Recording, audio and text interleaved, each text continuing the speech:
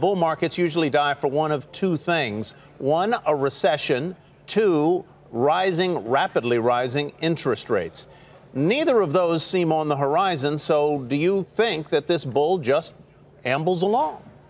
I mean, right now, everything we're seeing is positive. All the indicators look good. Consumer spending, consumer confidence, customer satisfaction broadly, which we believe is a measure of utility, they're all at or near their all-time highs. There is some worries about inflation, but spending is outpacing inflation, at least in the business sector it is. So we remain very bullish on the economy overall. Rob, how about you? Overweight stocks over bonds right now and just stay the course?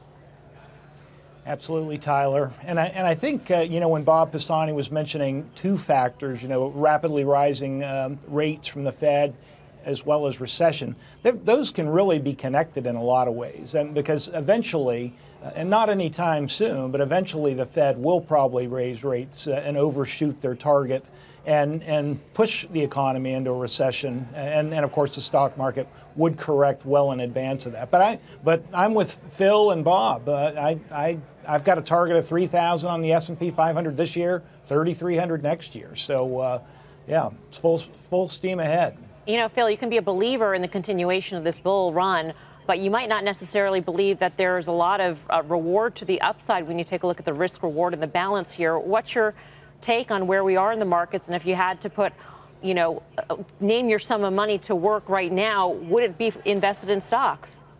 Well, the market's a little bit expensive. PE is almost at 25 in the S&P 500. They can go higher. I mean, they can always go higher. And we think that ultimately, even if the stock market gets ahead of the economy a little bit, ultimately the stock market is a good gauge of economic conditions. And as long as the economy is strong, we're bullish on the equity markets.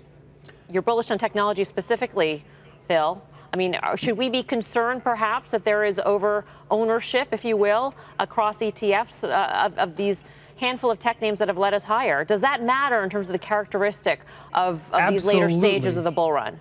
Yes, it does. I mean, look, coming out of the longest bull market in the history, you don't want to get complacent. And just because we think that the market is strong right now, that doesn't mean that you can just buy anything and hold it and expect to outperform the market or even match the market. When we look at market cap weighted index funds, and you have such a strong trend right now of index investing, which is in aggregate, it's great. People are saving a lot of money on fees, but there are a lot of risks that people are overlooking. If you look at the overallocation to the technology index, the overallocation to the top names, I mean, right now, the top 50 names in the S&P 500 have a higher weighting than the bottom 450 combined. Apple alone has a higher weighting than 119 stocks in the S&P 500. So you don't want to chase last year's trade. You don't want to chase these FANG names if you think the valuations are high. So, Rob, let's talk about the differentiation between the performance of U.S. stocks and international stocks. How should we be thinking about that? And is that discrepancy or divergence something that I ought to be taking advantage of